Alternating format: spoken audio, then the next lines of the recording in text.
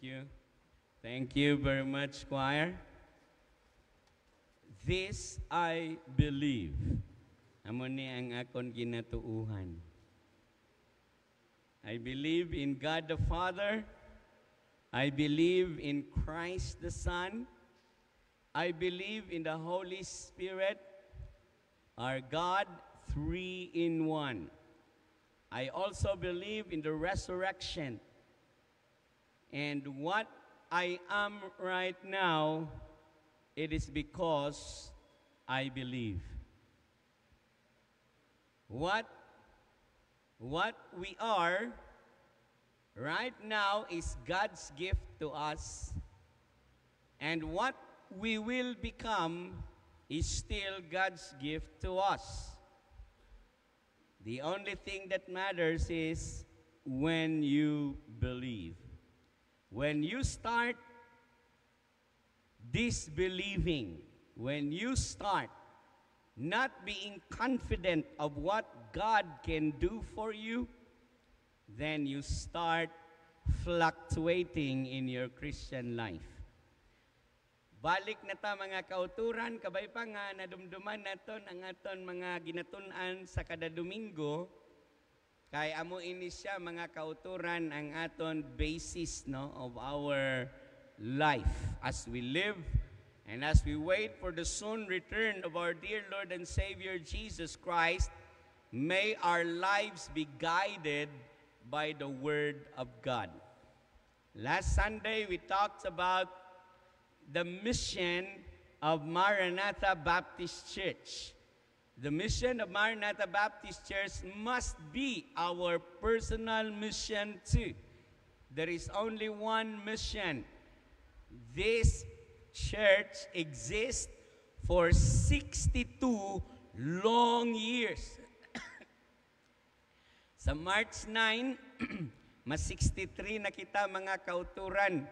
63 years of existence. And why do Maranatha Baptist Church exist? We only exist for one reason. That is to glorify God. Our mission is to glorify God. How are we going to do that? In three ways. Exalt the Savior. Well, I explained that Jesus needs no exaltation by our worship and service. Hindi si Jesus pareho sa mga mythology gods and goddesses. Ang gods and goddesses sa Greek mythology and some myth, dapat i-worship sila para may strength sila. The more they are worshipped, the more they are powerful. But the more people do not worship the gods, they lessen their powers, and those Hades, the man Hades. Si Hades naman, once nga ang tao hindi magpati sa mga gods and goddesses, gastringten si Hades. Amo na nga sa mga Greek mythology nga mga movies, may mga krakens and titans nga ginpagawa. Kay pirti na kabagsik kay Hades. He wanted to rule the earth, not only the hell, but also the earth. Jesus is no like the Greek goddesses and gods. He needs no exaltation from us because He is already exalted. But why do we need to exalt Him in our lives? The only reason is it's for our own good. It is for our own benefit that as we live according to the guidance of the Holy Spirit. We live according to the guidance of the Word. We live according to what the Bible says, and that Jesus Christ must be seen in our lives. And the more Jesus be seen in our lives, the more we give Him glory for our benefit, not for His benefit. And then, not only that we exalt the Savior, but we edify the saints. Edification. The reason why there are 60 years old, 70 years old, 80 years old, 55 years old. From the time of their conversion up to the time now, they're still here at Maranatha Baptist Church. They stayed in the ups and downs of the ministry. It is because one of the reasons is that they are edified in this church. Let it be that your presence and my presence be an edification, strengthening to each one. Inabalang ang makita naton, magkitanay kita, kung kisa di man ta magkilalanay by name, only by face, still smile. And then kung magkumustahanay kita, kumusta? And then I'm happy to see you today. That's why siling sang aton kanta, I can see in you the glory of my King. Imaginon mo sa imong yuhom, makita na kon ang himaya sang akon hari. And that is the Lord Jesus Christ. By the way you smile, by the way you greet one another, by the way you handshake or fist bump or whatever, your presence must be an encouragement to each other. And why do we need to preach the Word of God? To challenge you to do something that is for our edification. Can you just imagine a church without a member, only a pastor? Bisag unsa pa na ka gifted sang pastor, kung walay mga kauturan, why ginatupa Japon? Okay? Hindi ta magpareho sa pastor nga grabe iyang wali bombastic kayo, pero ginaigo niya iyang mga membro. Karon na-discourage sa mga members, di na ta mo simba. Kaya nga itong pastor, sige lagwali, party sa church. Panamion natin ng church, pagwapuon natin ng church. Amuna na pirmi iya wali kada Domingo. Nag-amat-amat dula mga membro. Isa na lang kabilog ang nabilin, asawa niya. Amo magyapon iya wali, church, panamion natin ng church. Kabalo ka mo mga utod, giatake ang pastor. Napatay gid. Of course, this is not a true story. This is only a story. Napatay ang pastor. Pagkabalo sa mga membro nga na-discourage, ni-attend sila sa necrological service sang pastor.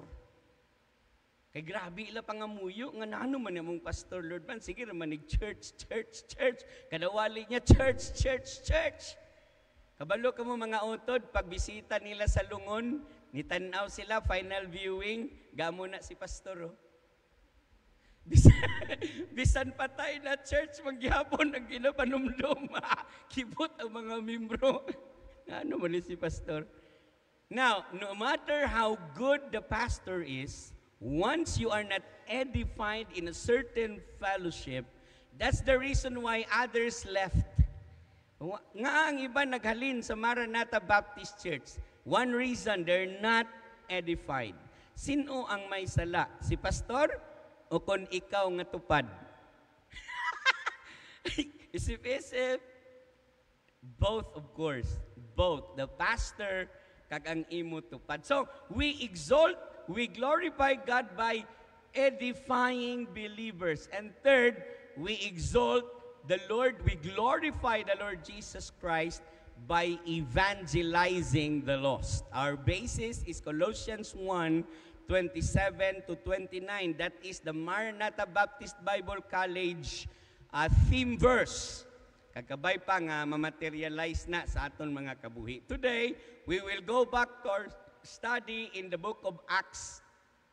Acts chapter 20, and we are now in the last portion of chapter 20. Tagaan ta kamugjutay lang gid nga background that Acts chapter 20 is one of the chapters where Paul was in the end of his third missionary journeys.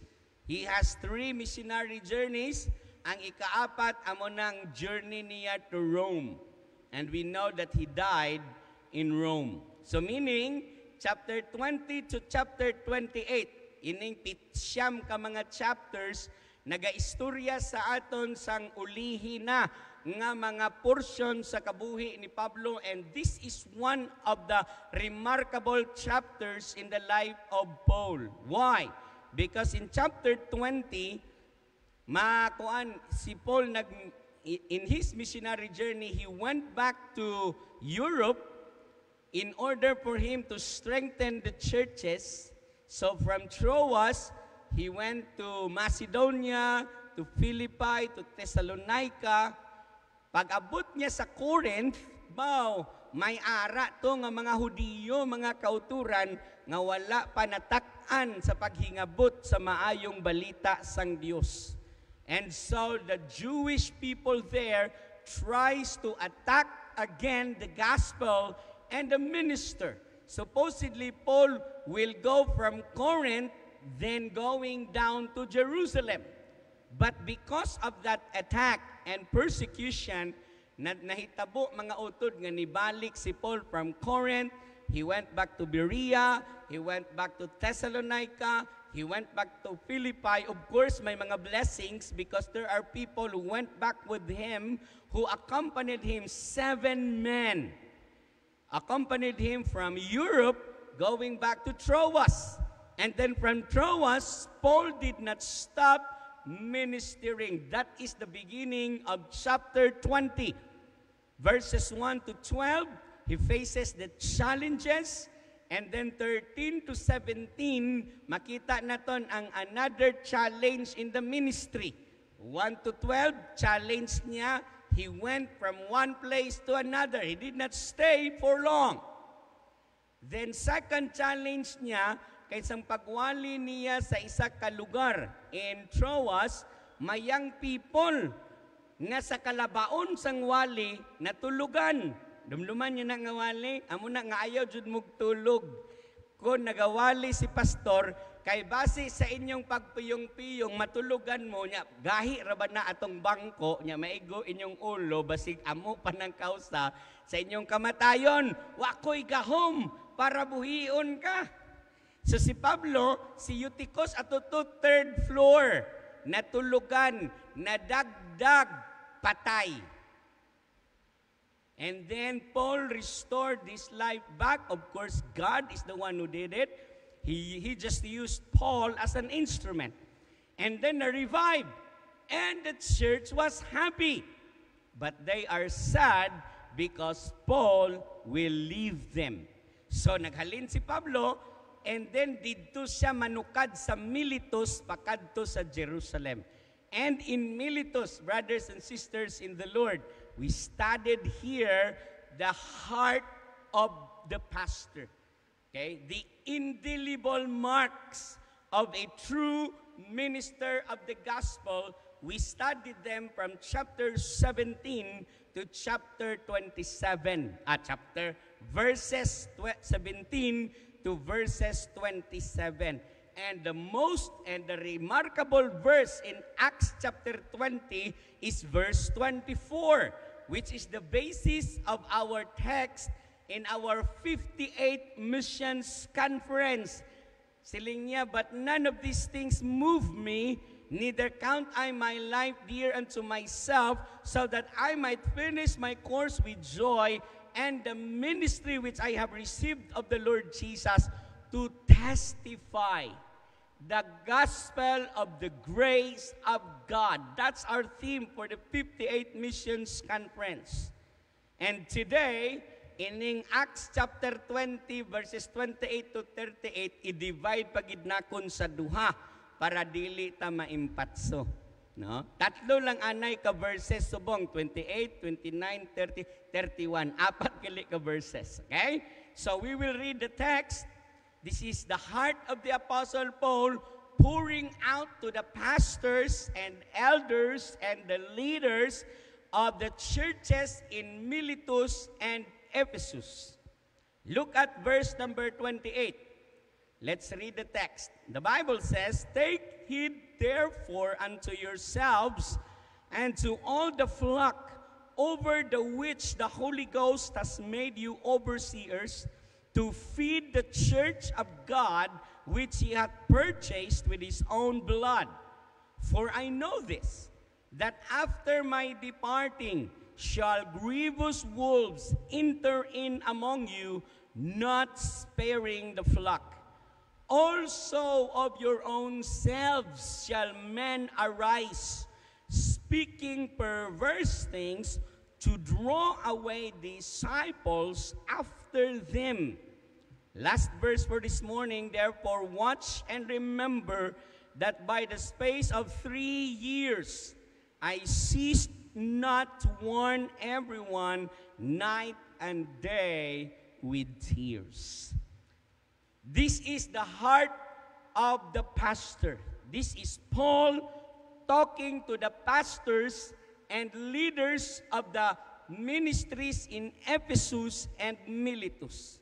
Pero sa verse 31, when the 3 years was mentioned there, ini nagapatuhoy lang sa ministry ni Paul sa Ephesus. 3 katuig mga kauturan, hindi lang ginpundar ni Pablo ang church in Ephesus, but Paul stayed there and teach them the Word of God night and day.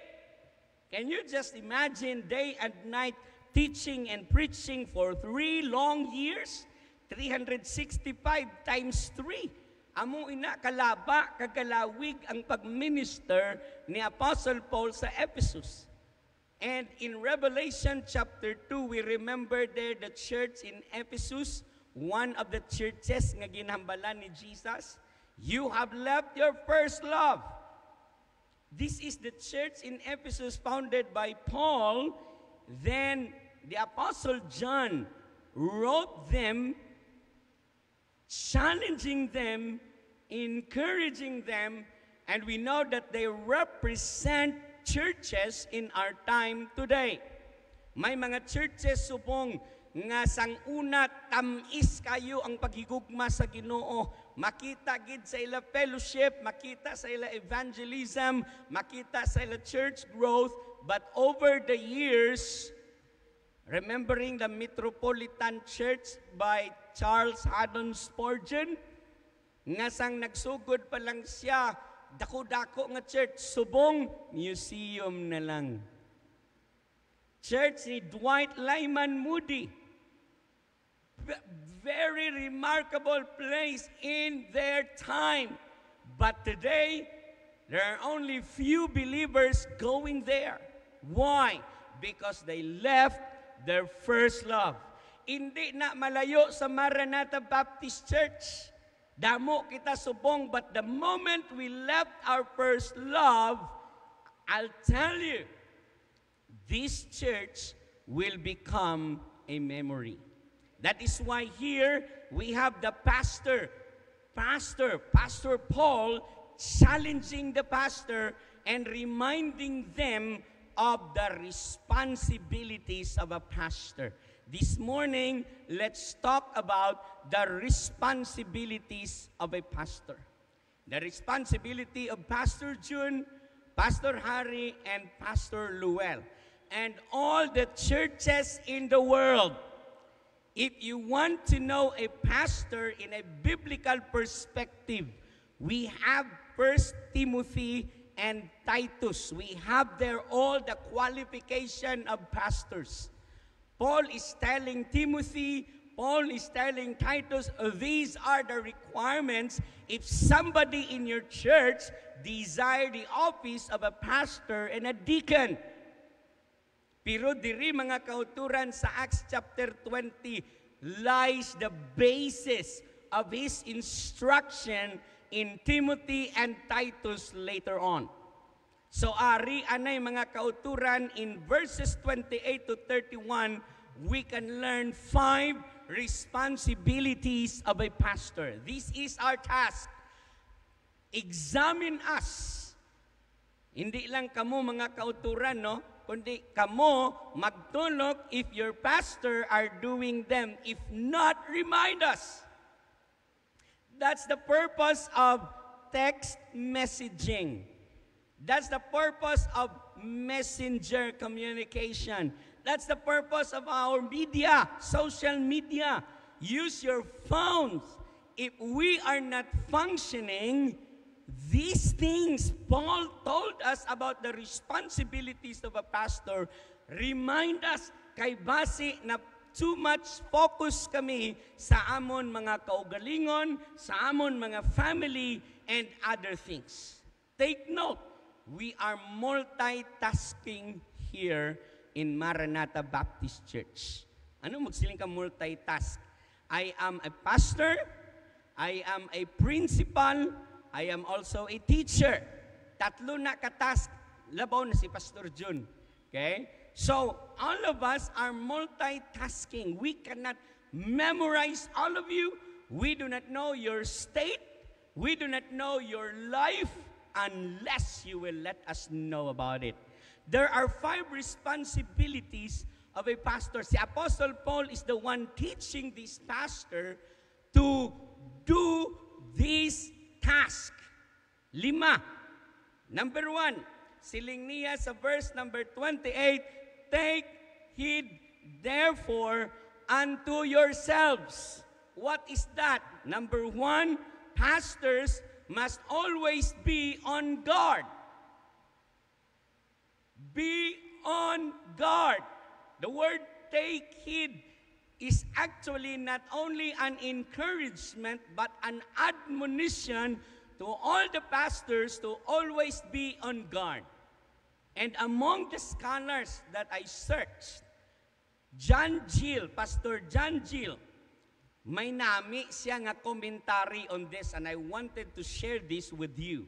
He said, ining pastors, take heed therefore unto yourselves. This is the commentary of John Gill. He said, this exhortation is given them not merely as men to take care of their bodily health. This is the focus of many pastors. Of course, this is very important. Not only to take care of their body health, not only to take care of the outward concerns of life, not only to provide for themselves and family, not merely as Christians, but, according here, but as ministers, padayon, but as ministers of the gospel. Ang meaning sinang take it unto yourselves, we should not only be on guard in our lives as personal life, family life, your life as outside, but as ministers of the gospel. What purpose? That they would take heed unto their spirit. Oy, hala, wala. Nagsala na, ulihi akong spirit. Wala na ako nabutangan sang animation. Pero makita na to number 1. Sorry lang ha, kay medyo distansya na. Ihambal ko na lang sa inyo. And to their spirit, una na hindi sa spirit, but to their gifts. But as ministers of the gospel, that they would take heed of their gifts. For what purpose? To use and improve them and not neglect them. Not only to their gifts, but number 2, to their times. As minister of the gospel, we would take heed of our time, that they spend it aright and not squander it away. 3rd, unto their spirit, temper, and passions. As ministers of the gospel, we need to take heed of our gifts, time, and spirit. For what purpose? That they are not governed. Next slide. That they are not governed by them and to their lives and conversation.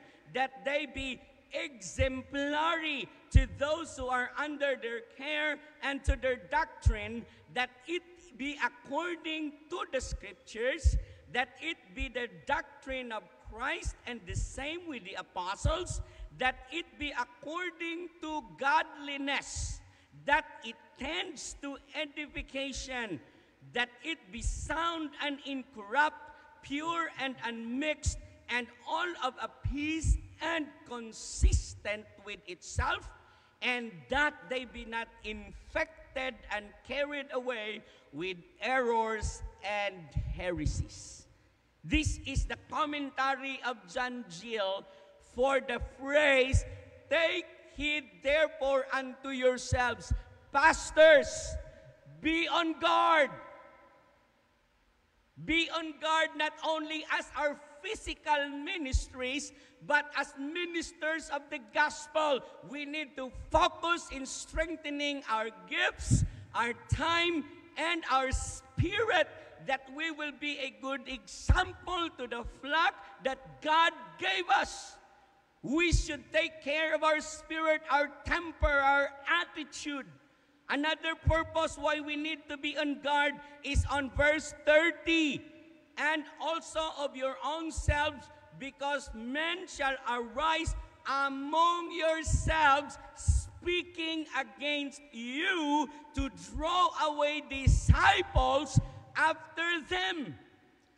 Hey, pastors, be on guard. Why? Because your associate pastor, because your youth pastor, because your junior chapel pastor, because your workers will speak evil of Pastor June, so that Maranatha Baptist Church will be divided, and many will follow Pastor Harry, many will follow Pastor Luel. The church was divided because the pastors are not on guard on themselves. Amunang tan-awon naton mga kauturan sa mga pastor. We are not, pastors are not to divide churches. If you have guarded yourself, your gifts, your time, your spirit, if it is inclined with the will of God and the word of God, we should not be the agent of church division. Hay, kita na mga pastor. Amo na nga gina-encourage gid kon kwaon gid man si Pastor June sa Maranatha Baptist Church. Pastor, maupod kami sa imo. Ayaw, Pastor June, himuan na. Si Pastor Harry, tawgon sa isa ka church. Maupod kami sa imo, Pastor. No! Be reminded, brothers and sisters in the Lord, that pastors are not gods. We do not draw disciples to ourselves. We preach the word. We teach the word. We passionately do it for you to grow in the Lord, not to be attached to us. If you are too attached to your pastor, you're not yet growing. Di mo mang pariho di sa una, buhi pa ka itong membruha to. Sa una, sa Bible student pa ko, gitudluan kami diri paano magsabat og telephone. Part of our training sa Bible school. Amo na ning kondisyon ko ha, kada ring sa telephone, mudagan ko na, kaya ako musabat. Early Sunday morning, mamangkot ang member sa church, who will preach today? And when I tell them, this so and so, muingon sila, atubangan ko sa telepono ha, next lang ko. What? Next lang ka mo simba, kung siya mawali, di mo siya type. Immature. We do our best not to draw disciples after us. That's why we need to be on guard. Kung ang pastor nagtubo na sa ila gifts, time, and spirit, siya mismo maghambal, no, don't go with me. I'm here to serve God, not to draw disciples to me. Subong sa mga discipleship ministries, mamo niyo, disciple ko na, disciple ko na, disciple ko na. That's the sad thing about discipleship. We're not disciples of whom? We're disciples of Christ. If God used them, glory to God. But your commitment and loyalty must be to Christ, not to the discipler. Diri man lang nilawig mga utod, the rest lipot na. Okay?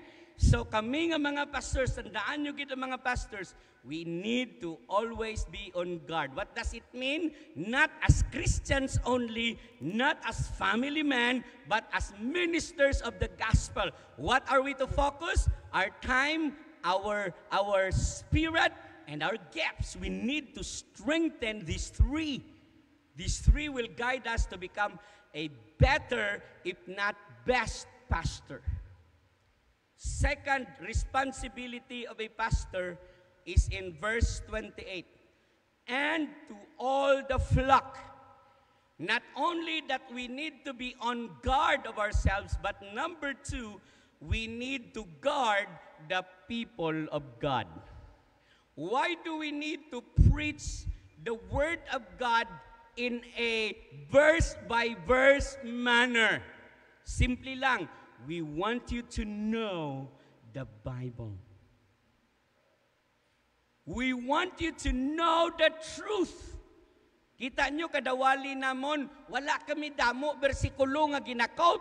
Kay the more nga bersikulo ginakot, the more nga katalang kamo. Kung kisa lain nga daan nga verse ang ginakot sang pastor, mambal siya, John 3:16, in the beginning was the Word, and the Word was with God.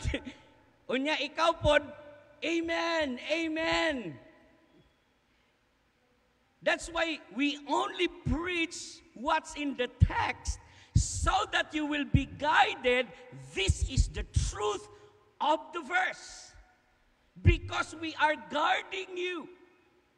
Anong butsingan nun sa guard the flock of God? We're not your security guards. Pastor, may panulay di. Dali di. Ha? Matyagan nyo sa amon, panguntra sa panulay? Dili. We preach the Word so that you will understand the Word, and when the enemy attacks, you attack them with the Word. Dili kamahanan inyo pastor para magpahalin sa panulay. I mean, obsession, possession, demon possession, tuod na, we believe in that. Nagmaoy inyo silingan, habuyon inyo balay, tawag ko nyo si pastor, karon kung si pastor maigo sa ulo, kay di man may katser, you exercise and apply the Word of God. Pray for them. I have here J. John. Do you follow J. John, Pastor J. John? May illustration siya, no? Parte sa isa ka church, nga ang tupad bar. Bar, bla. Isa ka church, ginbakal lang isa ka luti, nagpatukod bar. Karon nag-struggle siyempre bar niya, tupad sa church. Ibutang mo na, karon di ng Maranatha Baptist Church, tupad sa single bar. Maranatha Baptist, tupad. Nag-struggle ang church. Nag-pray ko no ang church. Nga Lord, abi, get rid mo na ang kuan. Karon mga utod, isa kagabi, nagkilat, pak, gisunog ang kuan. Nasunog yun ang bar. Karon kay nasunog ang bar. Ginkasuhan ang church. Nga aman, siling sang business owner, ginkasuhan ta kamo because you prayed to God and God answered it. Ang problema, ang church, nag-pray, pero di sila kapati that God is the one doing it. Maayo pa ang businessman kapati that God answered their prayers, not the church. Mga utod, munong problema sa aton, kung kapamati ka lang, unya wala mo ginintindi ang pulong sang Dios, pag abot sa pagtilaw, moingon ka, ano to gani man? Amo na nga gina-record naton aton wali every Sunday para ma-remind ka mo. Ara na, may YouTube na ta. Kag sa YouTube, wali na lang. Wala na tong kanta-kanta. Wali na lang, meaning shortened na. So visit Maranatha Baptist Church YouTube account. Kag pag-like pod mo, oy, 13 lang to kabilog ang subscriber. Abi, padamuon ta ang YouTube sang Maranatha Baptist Church. Subscribe ka mo.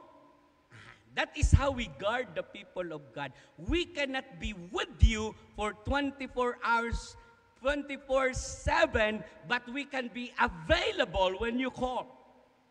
Pastor Jun particularly.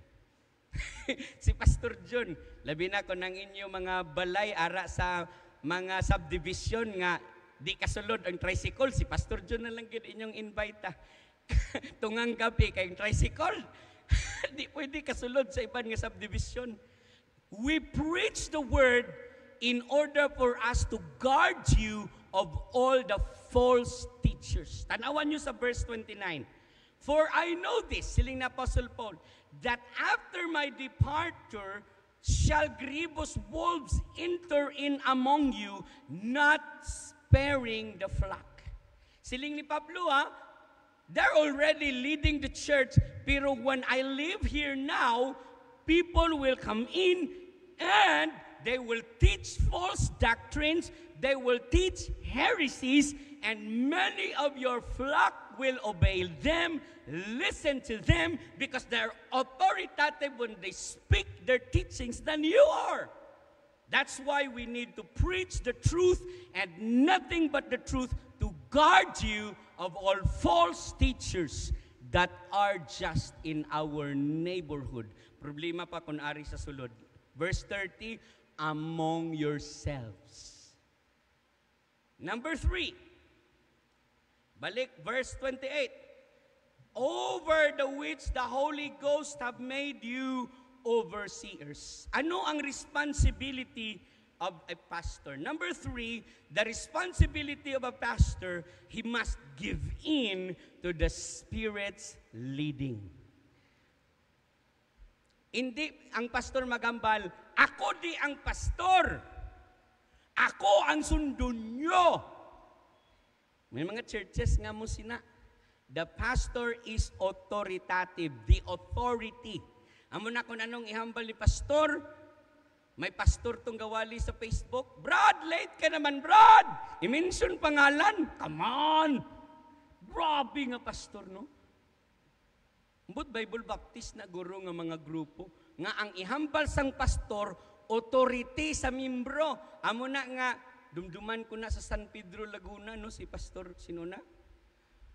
General sang pulis, General sang pulis, singgit-singgitan niyo lang. Brad, dito ka, Brad! Ba't andun ka? Dito ka! General sang pulis. Okay man na, kay they respect their pastor. Pero diriya, it should be the leading of the Holy Spirit. Galil bala ang Holy Spirit for a pastor to become authoritarian? Wala. That's why we need to enhance our gift, our time, and our spirit. Kay ang spirit sang pastor subservient to the chief shepherd, the Lord Jesus Christ. We should not lord over you because we are under shepherds of Jesus. Manabat kami sa inyo. Kung boss panawag nyo sa amon, boss, grabe, pastor, tawgon boss? No. Call us pastor. That's why ginadiscourage namon ang tawgon kami pas or tor. Pas. Good morning, pas. Bisa Maranatha Baptist Church, hindi nyo na pag-i-practice. Maluoy man kamo. Tor. Good morning, pas. Good morning, tor. Respetuha man ang amon office ay. Hello? Kung attorney gani, wala mo kambal ati. Or ati tiway. Wala man ka muna, agaam mo na. Pero kung pastor, tawgon nyo lang pas or tor. Don't do that. Call us Pastor Harry, Pastor June, Pastor Luel. Amo na, be. Because we led according to the Holy Spirit. That's why Maranatha Baptist Church is congregational.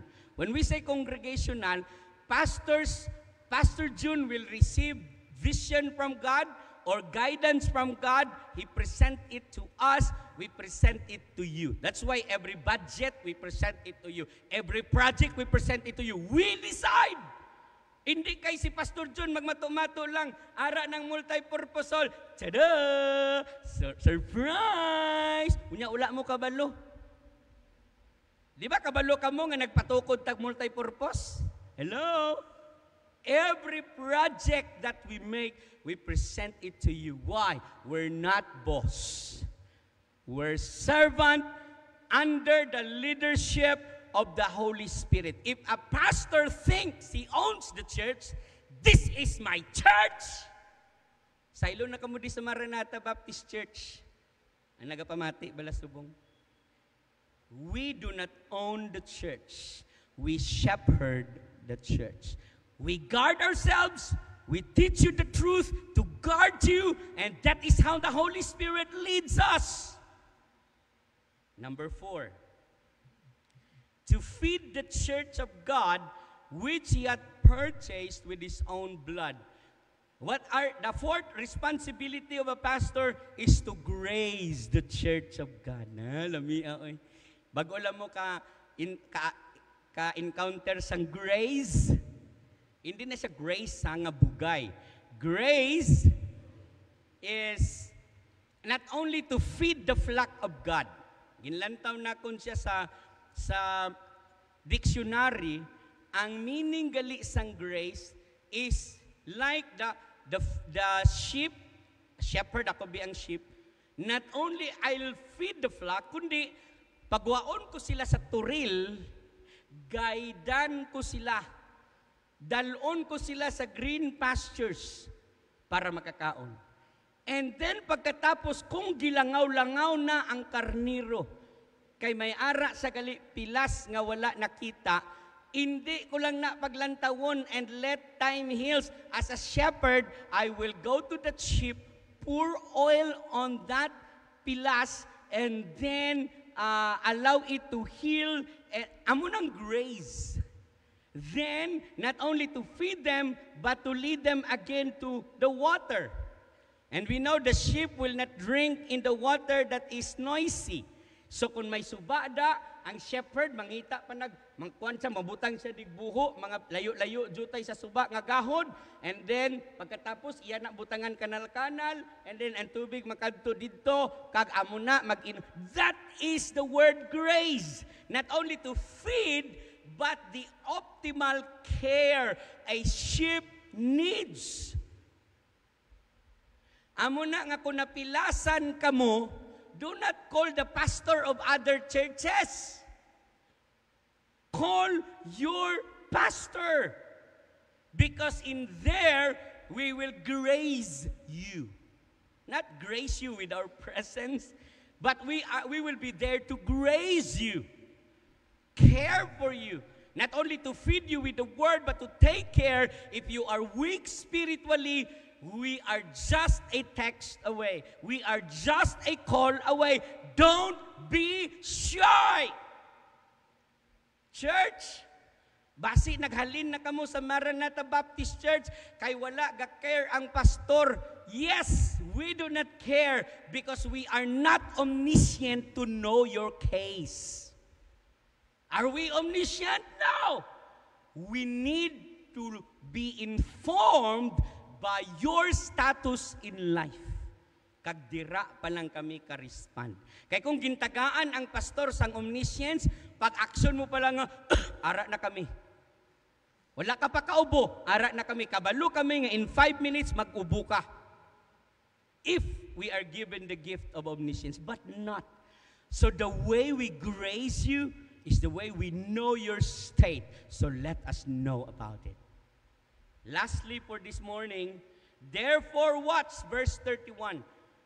And remember that by the space of 3 years, I ceased not to warn everyone night and day with tears. The word warn is admonition. The word admonition is inclusion of positive and negative. This is a sandwich effect of confronting. Positive, baw kagwapa sa imo. Negative, pero may pungit ka. Pero kakasalang, kay madula lang na. That's positive, negative, positive. Amo nang warn. Hindi kay makasasala ka, you are guilty of your sin. Amo nang himuon mo, may punishment para sa imo. Don't go to church. What? You are, sa tawag na, excommunicated for 3 months. May pastor nga mo sina, kuya, oy, tag-iya siya church. Kung may nakilala ka mga mo sina, encourage nyo na nga pastor, nga basahon ang Acts 20:28 to 31. The word warn ang ga-attend. We have virtual discipleship in our quarantine Bible hour. Jutay lang ang ga-attend. Why? I don't know. Our pastor made ways in order for intentional discipleship to happen, but we are not part of it. Purpose of cottage prayer meeting, purpose of Bible studies at home, bisan Kristohanon na kamo, lawig na kamo nagkristohanon, still we need cottage prayer meetings, we need Bible studies because there we can teach you the Word in the middle of Sundays after Sundays. In the middle, we must have the Word of God. Discipleship, teaching, walay spiritual growth apart from the Word of God. Therefore, you want to grow spiritually, read the Word of God, listen to the Word of God, preach and taught, meditate on the Word of God, study the Word of God, and apply the Word of God in your lives so that we will be able to know that we are growing spiritually. In closing, what are the responsibilities of a pastor? Number one, must always be on guard. A pastor must always be on guard. Number two, must guard the people of God. Three, must give in to the Spirit's leading. Four, must grace the church of God. Five, must grasp the importance of intentional discipleship. Our prayers is that these five, dugangan tapagid na next Sunday, kay lawig na kayo kung akong itingbon. Apat pa lang ka verse, 5 na kakamatuuran. Next Sunday, we will talk about the continuation of the responsibilities of a pastor. Lord, bugayi kami ng mga pastors, not only here at Maranatha Baptist Church, but all pastors in the world, that we will take heed of Paul's heart in expressing to the pastors the responsibilities that we need to do and perform for the flock entrusted by God to us. Buligi kami, Lord, nga sa imo bugay kag kaluoy masarangan namo ni. And also the members of the church will be able to see if their pastors are doing their duty and responsibility. And if not, Lord, I pray for these members of this church that they will let us know about their status in their Christian lives so that we will be there to help them, to grace them, to help them being fed by the Word of God, encouraged through the Word of God, challenged through the Word of God. And all of us will unite our hearts to support the ministry undertakings of Maranatha Baptist Church. Not my will, but yours be done. Bless us as we continue worshiping you today, for in Jesus' name we pray. Amen.